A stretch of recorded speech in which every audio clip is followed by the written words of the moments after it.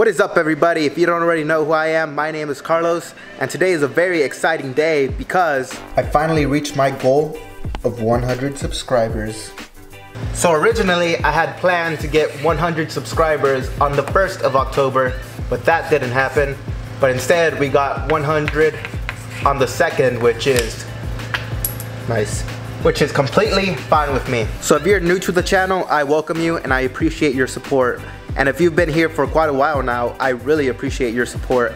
I know 100 subscribers is not a lot. Actually, I have more on my Instagram, and I know a lot of people have more on other social media platforms, but to me, I'm very proud of that. I'm very grateful to have 100 people who follow me and like my content. So I'm really grateful to have that. But for today, we have two things planned for the Mach 1. We're gonna try to raise the shaker scoop so that it is flush with the hood. So as you can see right now, it's tucking a little bit, so I'd like to raise it up about 1/4 of an inch. I think that would look really good. So we're gonna go ahead and do that today. And today we're also gonna go ahead and assess the fog light situation. Since they have not been turning on for some odd reason, I don't know why, but we're gonna get to the bottom of that and see what's going on.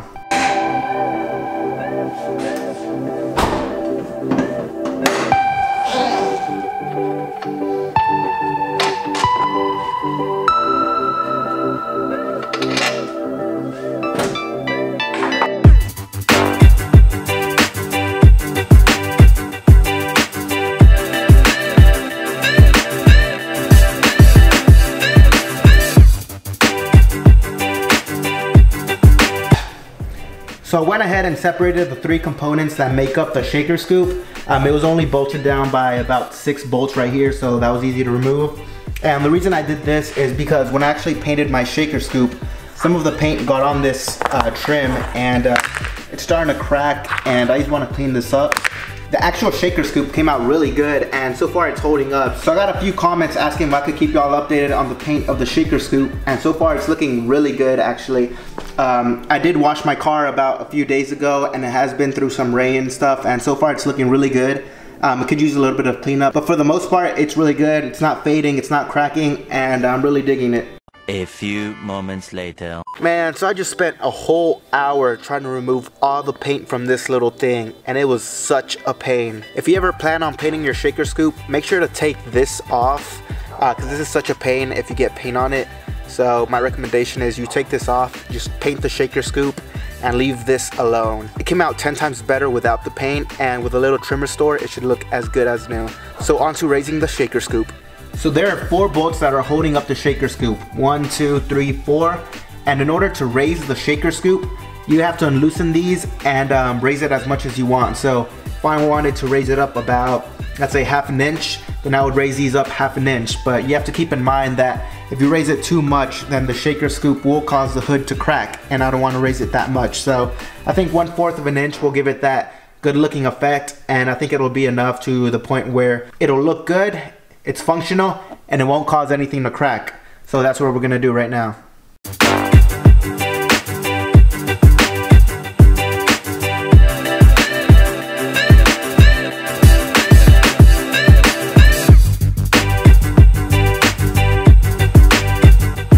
So I went ahead and unloosened each one of them about 1/4 of an inch, and there really is no accurate way to know if it's really 1/4. I mean, you can put like a measuring tape right next to each one of them and measure like how accurate it is, but I didn't feel the need to. So basically the way I measured it is with this. So when I was unloosening them, I would measure with this. So every half rotation would be 1, and I counted about 10 for each of them, and that's basically the way I measured it. It's not very accurate, but it does give you about the same results on each one of them. So right now I'm gonna go ahead and put the shaker scoop back together and put it on, and let's see how well it fits.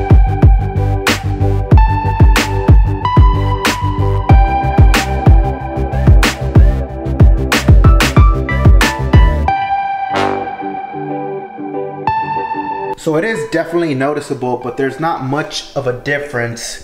Might have to buy a 1/2 inch intake spacer to get more of a heightened look. But for right now, I think it does the job fine. And this mod was just for physical appearance only. I know some people with Mach 1s hear a little rattle under the shaker, so they raise up the shaker to get rid of that rattle. But for my case, I've not heard any rattling, so just for physical appearance, since the shaker is iconic on the Mach 1 and I want people to notice it. So if if you give it a little more pop and a little bit more height, people are bound to notice it. So that's the same reason why I painted it black and I added the Cobra Jet emblem. So far it's looking real good. But now it's time to assess the fog lights. So I'm gonna go ahead and turn on the Mach 1 and see what we're dealing with.